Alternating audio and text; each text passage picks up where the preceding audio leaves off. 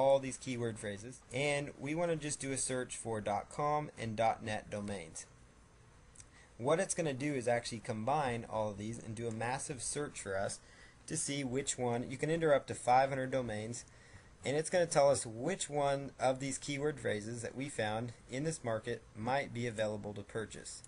And there's probably a good chance that none of them are available. And it looks like every one of those is unavailable. So that kind of tells you something that you might want to come up with some different modifiers as well. Here's a few that look like they are available though. Dogbreedlist.net, that's not a bad name. ChooseDogBreed.com, ChooseDogBreed.net, and actually these are not bad at all. Terrier Dog Breed, Smartest Dog Breed, Popular Dog Breed. These are actually pretty good domain names. So I'm actually going to go over here and grab dogbreedlist.net. That's going to be the domain I'm going to go with. So I'm going to come over here to where it says domains now, and I'm now going to register my domain. Okay, so I use these different methods that I showed you, but it all started with this AdWords keyword tool. You don't have to go through all the process I just went through.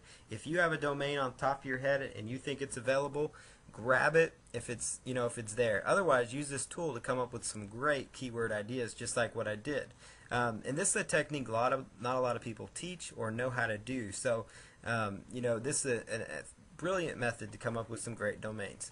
Okay, so what you need to do now is create an account at GoDaddy, or you need to just log into your existing account. So I'm going to go ahead and if I was brand new, this is where I'd put in my information with them. They're a very secure website.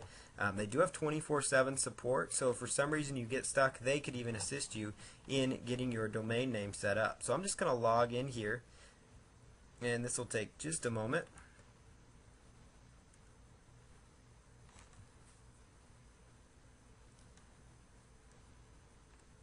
Okay, so it looks like we are logged in here. So next thing that I'm going to do, right up here at the right hand corner, it'll say Start Domain Search, or you come up here to where it says Products, and there'll be like a drop down menu, and you can just come up here and go through the process of registering your domain name. So let's just log in here, dogbreedslist.net, and hit go, and we'll see if that's still available. Dogbreedlist.net is available, just $8.99 a year, so we're just going to go ahead and add the domain. Okay, so we've narrowed down a very keyword rich domain name here with this process. So it is available. Let's just continue with the registration. Now I will warn you, they have a lot of upsells, a lot of downsells, and all sorts of things like that. What you need is you only need a domain. I typically register, most marketers, 1 year to 2 years max, so you do not need to register them for a very long length of time. 1 to 2 years will be just fine for you. Okay, we're just going to register this one for 1 year, and come on down here and click Next. So your privacy, for those starting out, in most cases, standard will be just fine. Some people feel the need to protect their who-is information. When you're running an online business, though, most websites already have phone numbers, emails, things like that on them. So there's really nothing you're protecting. That's just an opinion that I have. When I first started out, when most people start out, they think that they need to protect it all, and so then they end up spending way more than they need to every year on their domain. So that one I'll leave up to you, but you really don't need it. Standard will be just fine, and it's the lowest cost method. Okay, so activate your domain. They're going to try to get you more upsells, and most domain registrars, they have all these upsells. And like I said before, you don't need hosting from them. You should only come out in your shopping cart with it's something around $9 to $11 or $12. You shouldn't come out having spent $200, $300, $400, although that can happen with these domain registrars. So it's important that you're careful, which is one reason I wanted to step you through the process. They are very reliable, though, once you get your domain registered. So I'm just going to continue to check out, and we're just going to use PayPal here.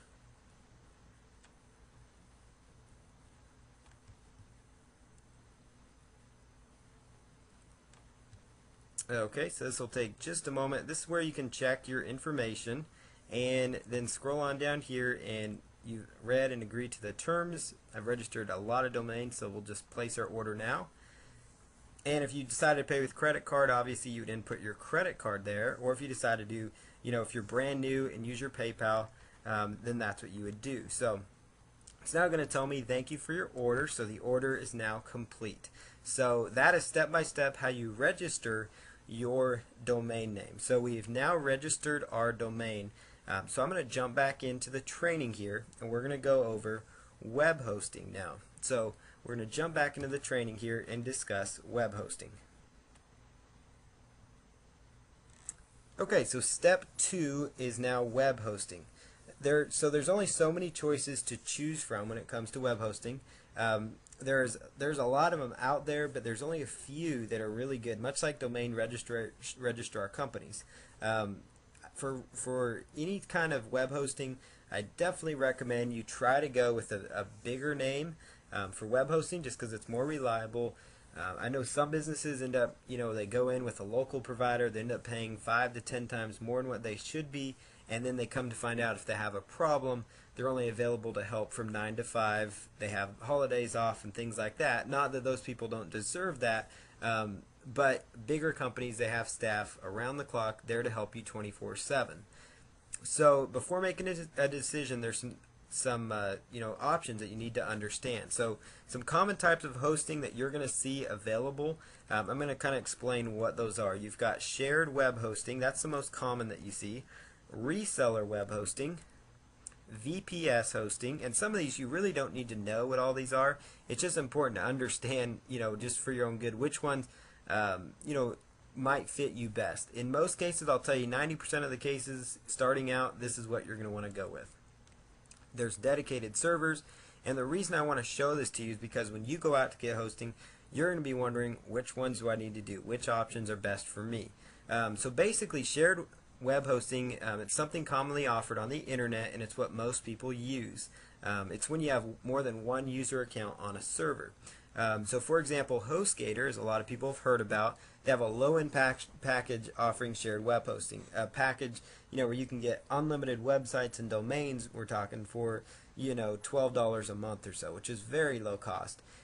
You could have, a few other domains, a couple other, they have a lower-end package. It's $7 a month, So for anybody starting out, shared web hosting is almost definitely going to be the way to go. In fact, I know some very successful marketers that still use shared web hosting, that don't do dedicated hosting, that still use shared web hosting with huge amounts of bandwidth, that's being transferred and moved around. So don't ever think, and get caught up and think that you need a $100 a month hosting package right off the bat.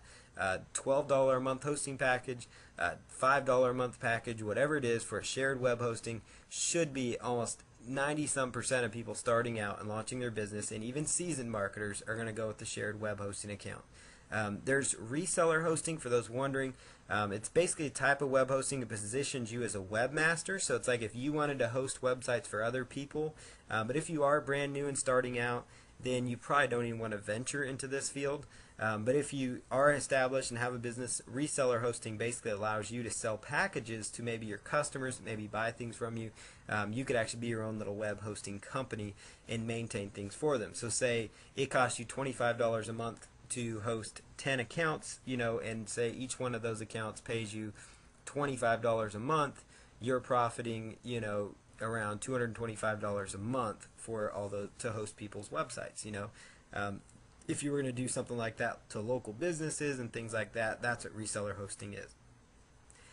Basically, VPS hosting, it's a virtual private server, and this type of hosting service allows the server to run on its own with its own dedicated machine.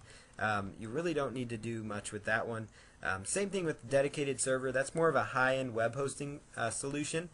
In this particular case, you're leasing a server that is configured to your specifications, and this would include memory, disk space, drive space, CPU, operating system. That's very expensive, but a lot of people that have a huge amount of traffic and things like that, they go with a dedicated solution. But again, you are definitely going to want to go with a shared web hosting plan when you're first starting out. So web hosting for beginners, as we said, shared hosting is more than adequate to meet your needs. you really may never need to move to semi-dedicated or dedicated.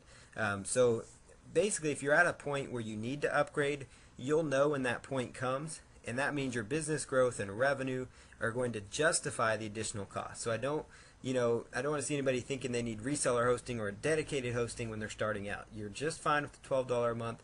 Steer clear of the $300 a month hosting options or $100 a month. You don't need them when you're starting out. If you are starting, go with a shared hosting plan. So some good web hosting features, much like domains. I wanted to share with you a few good web hosting features that you need to keep an eye out for. You need a web hosting service that is reliable, feature-rich with cPanel, and has 24/7 support available for you. That is so important, the 24/7 support. I've personally been on the phone. Other marketers have been on the phone at 7 o'clock in the morning, 3 o'clock in the morning, 2 o'clock in the morning because your websites are down. People can't download files. People can't visit your website. For whatever reason, it's really nice to be able to call on somebody even over a weekend time. It's very important to be able to do that. Disk space, so this is another feature you'll probably see. This refers to the amount of file storage available for your files and scripts and everything like that. The actual desired available disk space would be unlimited, and it may sound silly, but most hosting companies now offer an unlimited package that's very inexpensive, and it's on a shared hosting plan. HostGator has one, and I know Bluehost has one. They have very good unlimited packages. Bandwidth, again, unlimited is good here. It's basically a measurement of the data flow to and from your web hosting account. So if you have a picture that's 1 megabyte to download, every time somebody goes to your, which would be a very large picture, but every time somebody visits your website, that would be a megabyte of bandwidth being used up, basically. It's a rough way to look at it. So again, the ideal desired bandwidth would be unlimited, and you put quotes around that because it's kind of like an all-you-can-eat buffet where when they feel like you have hit your limit, then they can tell you to calm things down a little bit and things like that. But again, if you're at a spot where you're using tons of bandwidth, your money is coming in so you can justify the expense. So don't ever be concerned about running out of bandwidth or disk space, unless you're doing an enormous product launch. But most marketers, even marketers that do very large product launches, six-figure product launches, they're still using shared hosting on many occasions. So don't think that you need to rush out and get the big ones. cPanel, there's some hosting companies that do not provide it, but you really need a cPanel if you really want to make your life easier. cPanel, it's called cPanel or Control Panel. It basically, all of them have their version of it, but there's a certain version actually called cPanel that basically allows you to, manage your websites, your databases, your emails. That's where you manage your website. You can even track your stats, your web stats, your traffic, your downloads. All sorts of stuff on a cPanel, and it's very easy to use and work with. So you can also, within one click, install things like WordPress, install your own help desk, support desk. It makes your life much, much easier. So cPanel or Control Panel, try to find one with cPanel web hosting. Again, the major ones.